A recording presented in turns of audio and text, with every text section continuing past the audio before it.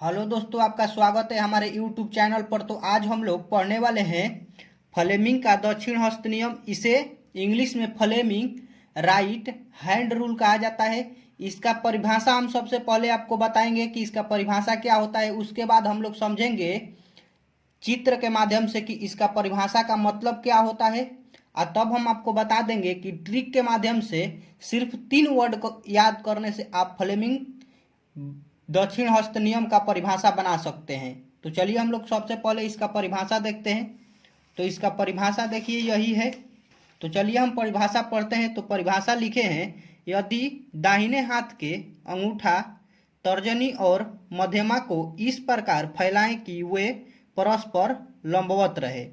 देखिए परिभाषा बोल रहा है कि हम अपने दाहिने हाथ की, दाहिना हाथ आप जानते हैं राइट हैंड उसे इंग्लिश में बोला जाता है, उसे इस तरह से, उसकी 3 उंगलियां इस तरह से हमें परस्पर फैलाना है।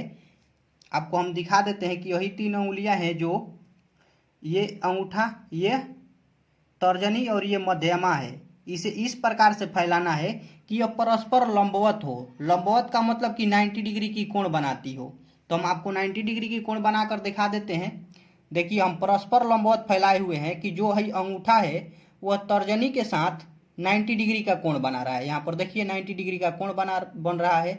उसके बाद देखिए इस तरह से कर देने पर यह जो मध्यमा है वो अभी तर्जनी के साथ 90 डिग्री की कोण बनाएगी।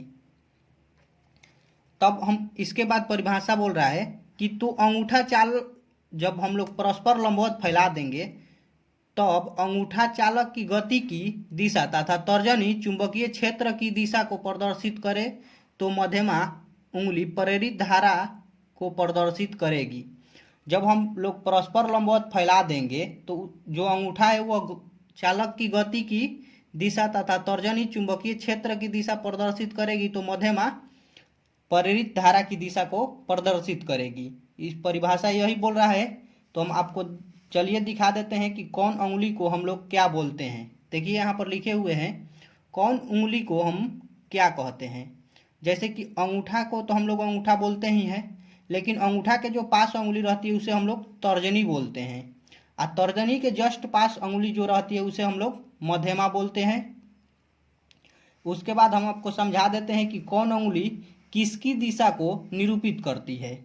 देखिए यहाँ पर हम लिखे हुए हैं कि कौन उंगली किस को दर्शाती है, मतलब कि किसकी दिशा को दर्शाती है। तो जैसे कि अंगूठा है वह गति की दिशा को दर्शाती है, चालक की गति की दिशा को। इसे हम लोग भी से सूचित करते हैं। लाइट बार लेते हैं। और जो तर्जनी उंगली है वह चुंबकीय क्षेत्र की दिशा को, और मध्यमा प्रेरित धारा, इसे आई से सूचित किया जाता है, और चुंबकीय क्षेत्र को बी से सूचित किया जाता है। अब यहाँ पर लिखे हुए हैं अंगूठा है जो चालक की गति को दिशा को निरूपित करेगी, तर्जनी चुंबकीय क्षेत्र की दिशा को निरूपित करेगी, मध्यमा प्रेरित धारा की दिशा को निरूपित करेगी। आपको हम चलिए अब ट्रिक दिखाते हैं।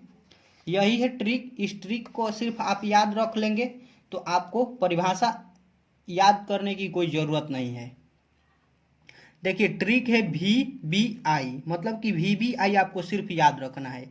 ये सिर्फ आपको याद रहेगा तो आप परिभाषा बना सकते हैं। V का मतलब चालक की गति, B का मतलब कि चुंबकीय क्षेत्र, I का मतलब कि प्रेरित धारा। सिर्फ आपको यही याद रखना है कि V का मतलब चुंबकीय क्षेत्र चालक की गति होता है, B बराबर चुंबकीय क्षेत्र होता है, I बराबर प्रेरित धारा होता है।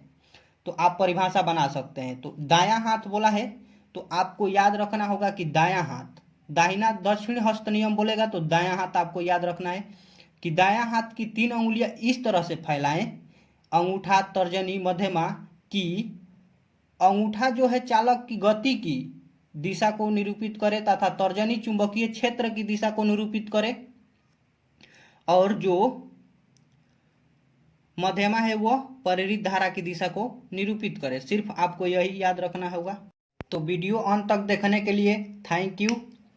आशा करते हैं कि हम आपको इस वीडियो में दक्षिण हस्त नियम के, फ्लेमिंग के दक्षिण हस्त नियम के सारे कंसेप्ट आपको समझा दिए हैं। तो आपको सिर्फ यह 3 वर्ड याद रहेगा तो आप बना सकते हैं। तो वीडियो अंत तक देखने के लिए आपको दिल से थैंक यू। और फ्लेमिंग का बाएं हस्त नियम का डिस्क्रिप्शन में लिंक डाल देंगे, आप जाकर देख सकते हैं। उसे भी हम ट्रिक के माध्यम से बताए हुए हैं कि आप ट्रिक के माध्यम से उसे भी कैसे याद कर सकते हैं, उसका परिभाषा बना सकते हैं। तो चलिए अब वीडियो को रोकते हैं।